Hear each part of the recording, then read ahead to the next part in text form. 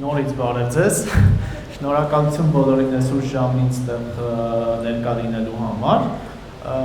Այսօր խոսելու ենք Gradle-ի մասին, թեմա, որի մասին քիչ է խոսվում Android-ի կոնֆերանսների շրջանակներում։ Ես Անդրանիկն եմ, աշխատում եմ VoloMobile ընկերությունում արդեն մոտ 4 տարի է, դրանից առաջ աշխատել եմ մի քանի տեղեր, որպես Android developer, գնանք հաջորդ սլայդին։ Նախ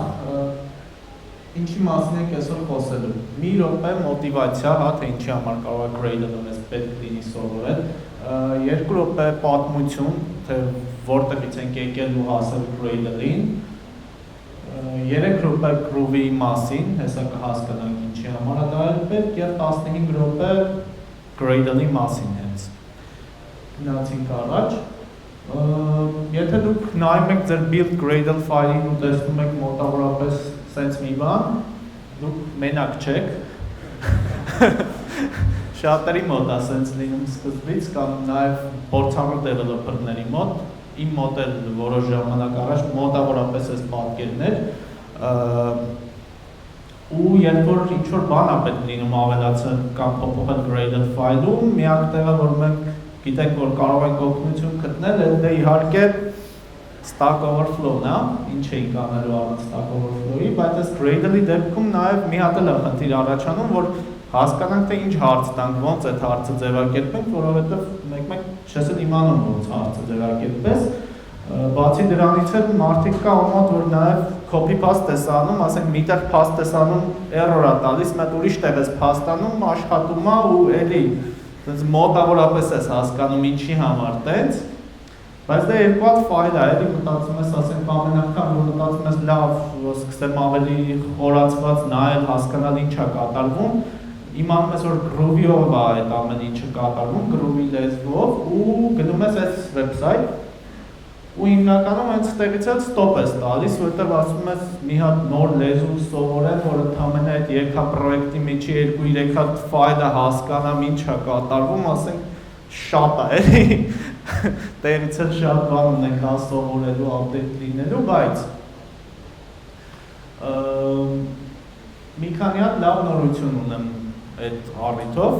գնանք լավ նորություններին։ Նախ առանձնապես շատ groovy իմանալ պետք չի Gradle հասկանալու ու Gradle-ի սկրիպտերը գրելու համար։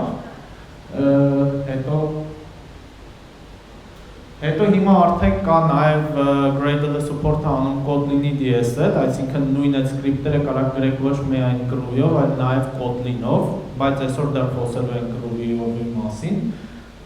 Երրորդը groovy-ն ինքն էլ էլի JVM լեզու է ու Java-ի Kotlin-ի հետ compatible է ամեն ձևով։ Ու groovy-ի սինտաքսը իրականում շատ նման է Kotlin-ի սինտաքսին։ Իսկ հիմա մի փոքր պատմություն, հա, թե ոնց ենք հասել Gradle-ին, հետո կշարունակենք ու թեմայից։ Նախ խոսենք ինչ է Gradle-ը, հա, Gradle-ը build automation tool է, իսկ build automation tool-երը ինչի համար, ինչ գործ են կատարում։ Իրանք վերցնում են մեր source ֆայլերը, մեր resource-ները, մեր third party library-ները, այդ ամեն ինչը compile են անում, ճիշտ պապկաների մեջ են copy անում, սենց այս Gradle-ի սայթից շատ հաջող նկար է, էլի խառնում են իրար, էփում են, այնտեղ օպտիմիզացիաներ են անում վրաները ու վերջում ստանում ենք մենք, ասենք APK կամ jar կամ չգիտեմ exe, ինչ-որ executable մի բան։ Դա build automation tool-երի ոնց որ պատասխանատվությունն է ու գնանք տեսնենք որտեղից են եկել Java-ի աշխարհում երևի առաջիններից է եղել Apache Ant-ը, որը նաև Android-ի են 5 տարիներին, եթե մի 6 տարի առաջ, 5 տարի առաջ Android է կարել, այն հələ որ Eclipse-ով էինք անում, այդ ժամանակ build system-ան Ant-ն էր ու իր build script-երը գրվում էին XML-ով, այնտեղ թերություններ ուներ ինքը բավականին, որովհետև ինքը շատ քիչ convention-ներ ուներ, այսինքն շատ ազատ կարող էին ամեն ձև գրել, որը որ մեկ-մեկ առաջացնում էր կոպիտ ասած բարդակ, բացի դրանից ամենաերևի իմ կարծիքով վատ թերությունը այն էր, որ dependency management չուներ, այսինքն jar-եր պետք էր copy-paste անել, եթե ուզում էինք ինչ-որ third party library ավելացնեինք պրոյեկտին, բայց ինքը sense շատ flexible էր, որտեղ ոնց ուզեին կգրեին այդ սկրիպտերը։ Դրանից հետո բայց այս թերությունները շտկելու համար եկել է Apache Maven-ը, որը որ իրականում Android-ի աշխարհին տենց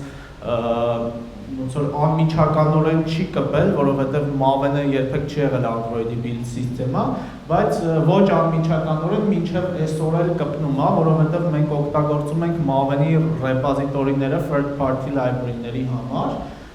Maven-ում էլի XML-ով է եղել build-ի կոնֆիգուրացիայի ֆայլերը ու իրանք շատ մեծ XML-ներ են եղել, մեկ կարող է հանդիպեք են ինչ-որտեղ էլ POM XML, այդ POM XML-ը Maven-ի այդ build script-ի կոնֆիգուրացիայի ֆայլն է եղել, ինքը շատ convention-ներ է ունեցել, այսինքն են, որ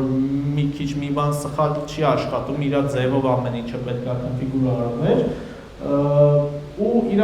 բայց ամենամեծ իր առավելությունը այն է եղել, որ dependency management-ը ունեցել, repository-ներում ջարերը upload են արել, ստեղ reference են դրել ու քաշել է ինքը այդ ամեն ինչը կարողացել է կազմակերպի, ու գնանք հաջորդը Gradle-ը առաջացել է ոնց որ Maven-ի ու Ant-ի լավ գաղափարները իրար միացնելուց, այնտեղ նույն dependency management-ը օգտագործվել է,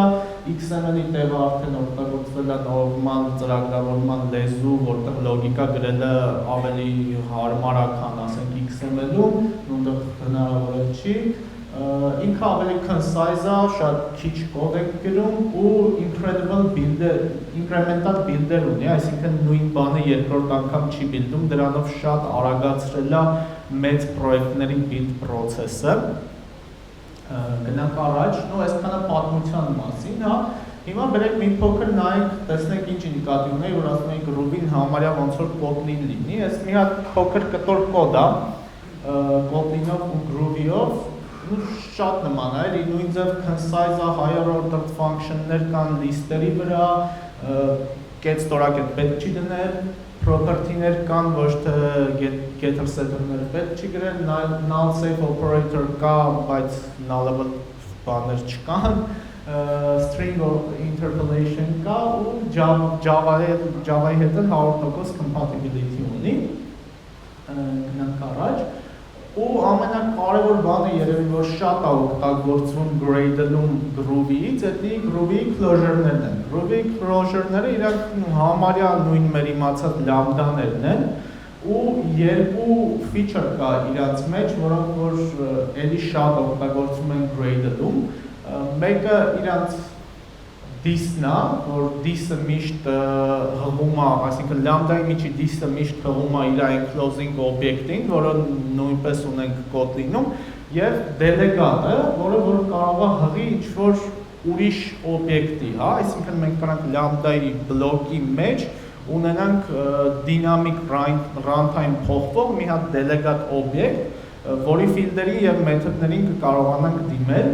Իրանք շատ են օգտագործում Gradle-ում, հեսա ընթացքում հենց Gradle-ի DSL-ի մասին խոսելուց կտեսնենք։ Հիմա մի քիչ խոսենք Gradle-ի object model-ի մասին, հա, Gradle-ը կազմված է ինչ-որ այդ իր core օբյեկտներից ու որոշ process-ներից, որոնք որ ինքը կատարում է, եկեք սկզբից նայենք core օբյեկտները, դրանք script օբյեկտն է, project օբյեկտն է, Gradle heads, settings ու task-եր Գնանք առաջ մի քիչ իրաց մասին ավելի մանրամասն խոսենք։ Այս build Gradle ֆայլը, որ մենք ունենք, ինքը script-ի, ասենց ասած, երբ որ մենք գրում ենք build Gradle-ում, մենք կարելի ասել գրում ենք ոնց որ script class-ի ինչ-որ closure-ում, դրա համար հասանելիություն ունենք script class-ի բոլոր property-ներին ու մեթոդներին, ու բացի դրանից ինքը delegate անում project կոչվող այդ հիմնական օբյեկտներից մեկին, այսինքն նաև հասանելիություն ունենք պրոյեկտի property-ների ու մեթոդների։ Իսկ ասենք settings Gradle ֆայլը ինքը նույնպես էլի script-ի instance է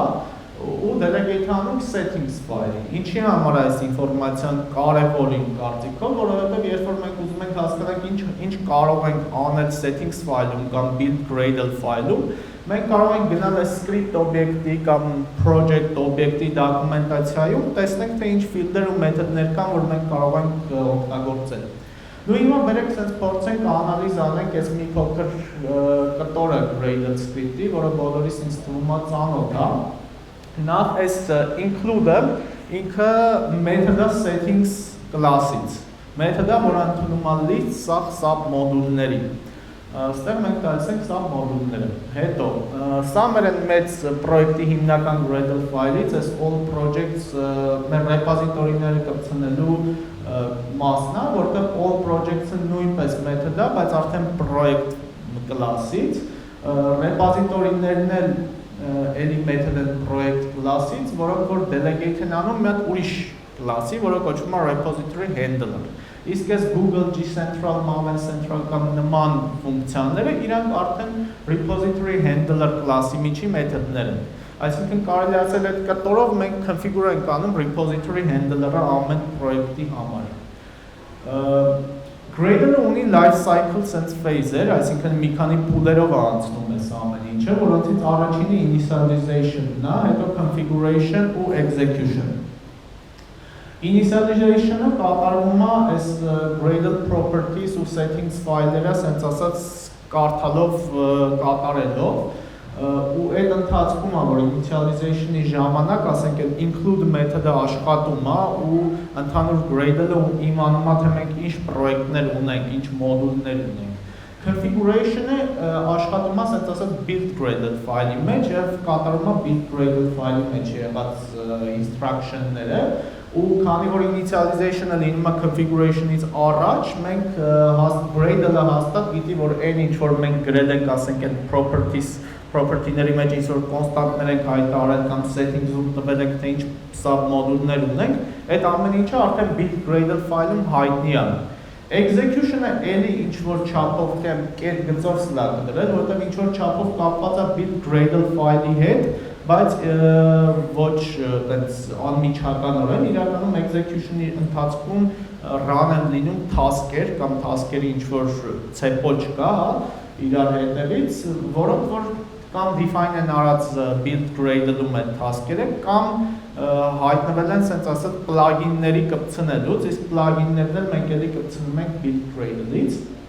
Նու պրոյեկտը բաղկացած է task-երից։ Պրոյեկտի մեջ կան բազմաթիվ task-եր ու configuration-ի ֆազայում այդ task-երը նախ ստեղծվում են, երբ որ կարդվում է build Gradle ֆայլը, task-երը ստեղծվում են ու configure են լինում, իսկ execution-ի ֆազայում task-երը իրար հետևից կատարվում են եւ այդ build-ը լինում է։